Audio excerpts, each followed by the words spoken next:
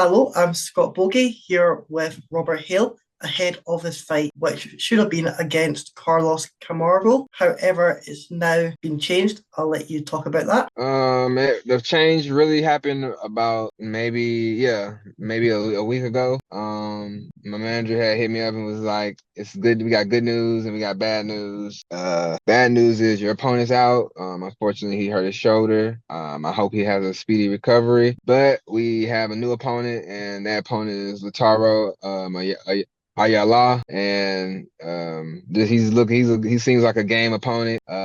Me, I'm always gonna say I'm gonna go out there and strike and do what I gotta do to win. Looking forward to this year because this year I plan on finishing a lot of my opponents and switching the narrative a little bit up. Exactly. And how does this changing of opponents affect you in preparation for the fight? It doesn't change anything.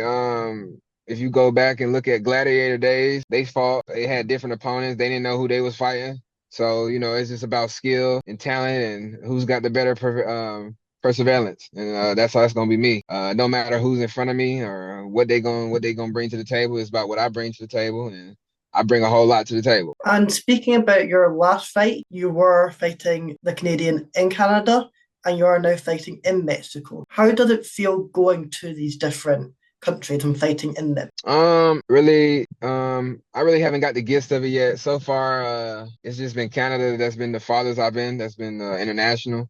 Mexico seems like it'll be a good fresh start to my international reign.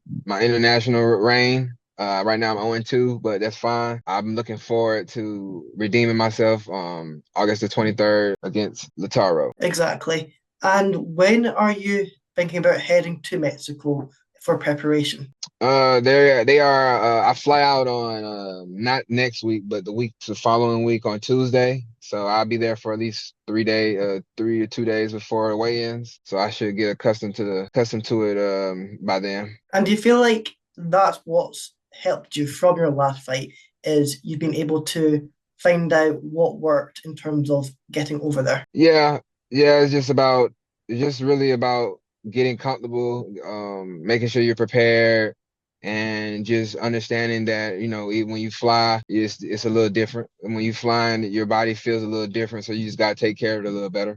And what changes have you made since the last fight to this one? Worked on a lot of my kinks in my last fight. I made a lot of mistakes that needed to be corrected. I went to my coach, one of my main coaches, Justin Burns. He's fixed a lot of the kinks. Even though there's always room to be improvement, which I'm glad. I feel like I fixed a lot of the kinks that led to my mistakes in Canada, and so when you see me fight August 23rd, you're definitely going to see a new and improved Robert. And throughout your career, including your amateur career, this will be your 34th fight in total. Do you feel like that experience is going to help you be able to get that victory? Yeah, the experience is going to get there. My skill set is going to make me get there. My talent overall is going to make me get there. My mindset, my IQ.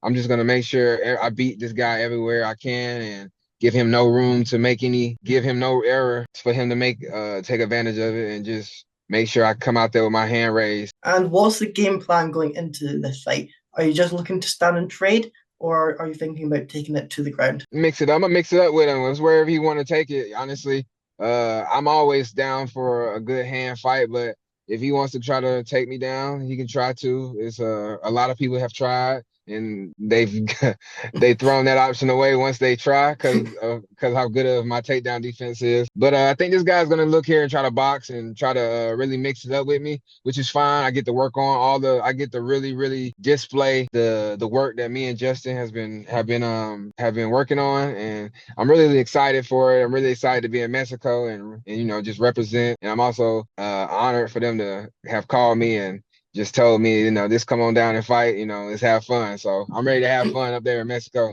And how much of, well, how do you think the word here? How much do you feel like you've grown, like your reputation is, knowing that a company in Mexico has called you because you obviously are based in the States, knowing that you have Uh, got your name down there?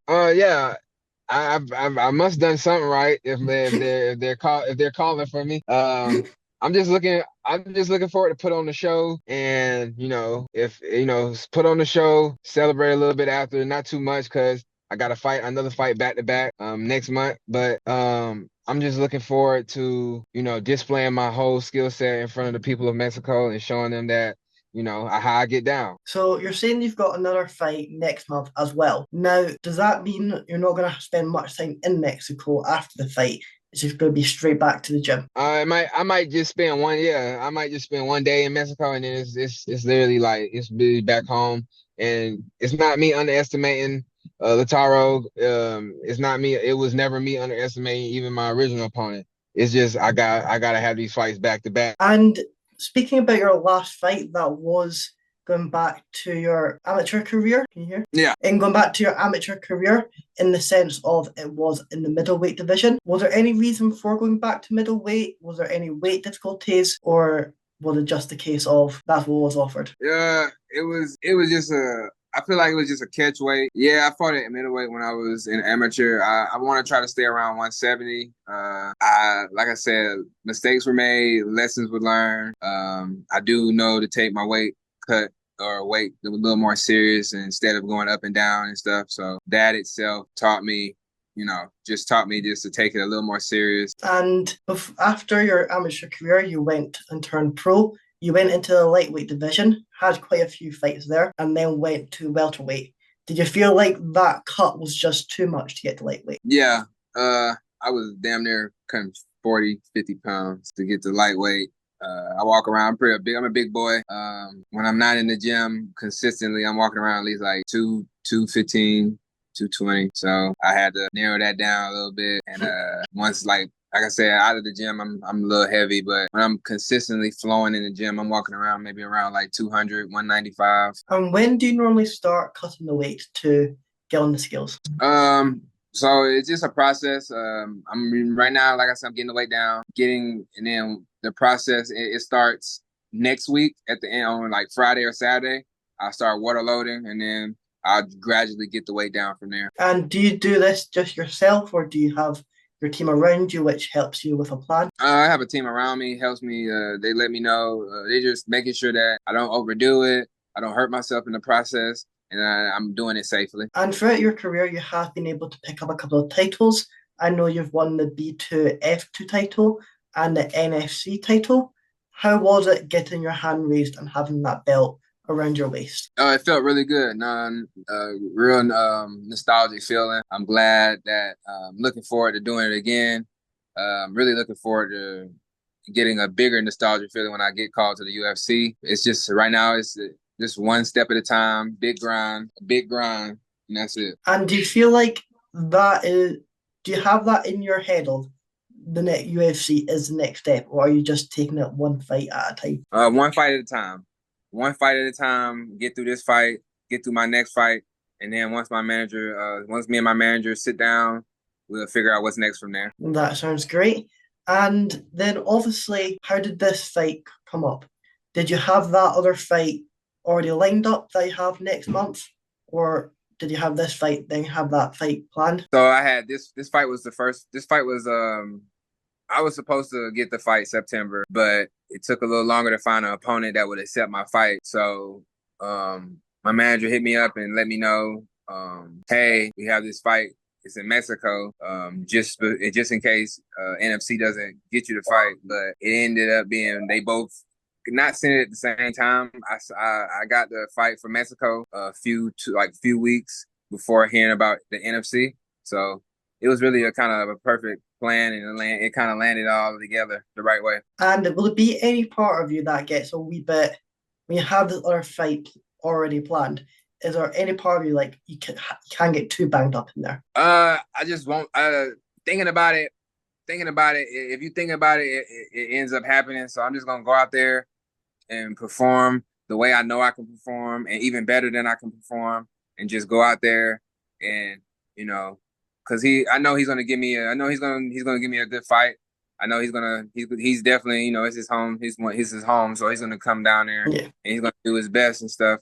So I'm just gonna go out there, perform the way I perform, and put my good health in God's hand.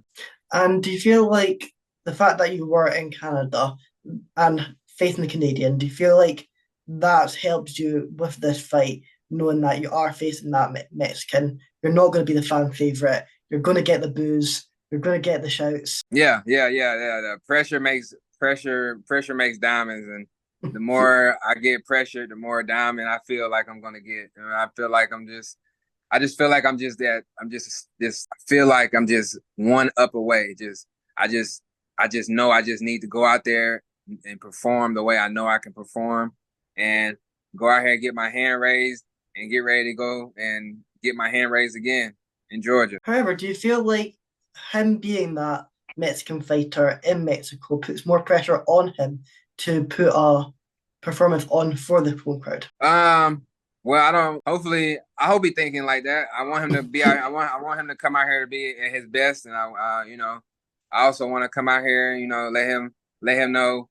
I'm here to do my best, and we can let our fists do the talking, and we can introduce ourselves with our fists. We can just do it however it goes. I feel like you tell a story when you fight people. So I want him to see my story, and I see his story with his fists. Well, that sounds great. Now you are currently on a two-fight losing streak. Does that ever play a part in when you go into the fight, or do you just blank that out? No, it doesn't. I've been on a 2 fight losing streak before, and it makes me just want to be better. Like I said, I'm not really vulnerable to pressure. I'm going in here. I knowing what I can do. I know the mistakes that were made before that got me to that two loss. I won't make again, and I'm just gonna get better from there. And do you feel like defeats they shouldn't be looked at as a bad thing? However, you can go back, you can see what happened, what went wrong, and you can improve from that. Yeah. It's always good to go and look at tape, no matter if it's good or bad. You go and look at tape. You suck up your pride, you suck up your ego, and you just go in there and you figure out what you did wrong and how can you fix it, and that's the best way to do it. It should never be really a pride or ego thing when it comes to your tape. That's the most important thing in the world. That's gonna always be there, no matter if you don't want to look at it or not. So Yeah. you need to evaluate yourself, good and bad. And speaking around tape, how much emphasis do you put on you watching your opponent's tape? I feel like I'm a real star. I like the film study, so I really do. I've gotten. I know I need to do it a lot more, but I really do like looking at film. It tells me what the opponent does and gives me an idea of what I need to do and what needs to happen for me to get my hand raised to win the fight. And what was it that got you into the cage to start off with? Like, what inspired you? Really,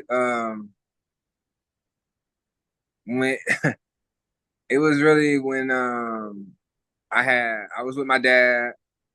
We Strike Force was really prominent. It was on some Showtime a lot, and watching Nick Diaz and watching other people, Robbie Lawler, Luke Rocco, Yoel Romero, all them guys that were in Strike Force, Daniel Cormier, them fight, and my dad was like, he kind of nudged me and was like, you could do something like that.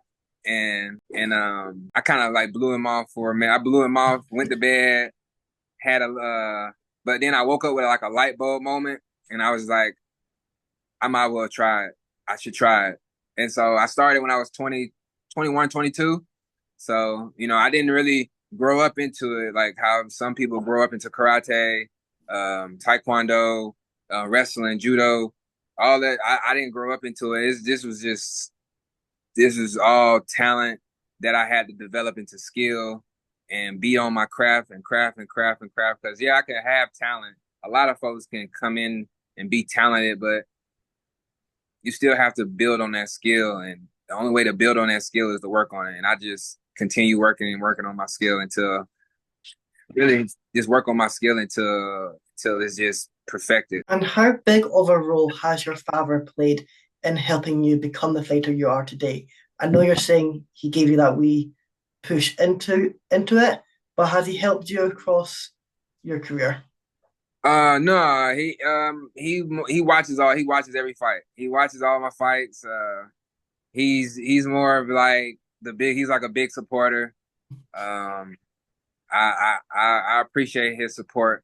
I really love it, and it just motivates me to continue growing and to being a better fighter. I was about to say, does it feel good knowing that he is here traveling around the countries with you, watching the tape? And does he afterwards does he say, you could have done this better? Yeah, yeah. It's always anytime I get there to his house, he lets me know. You could he likes to throw in his other advice.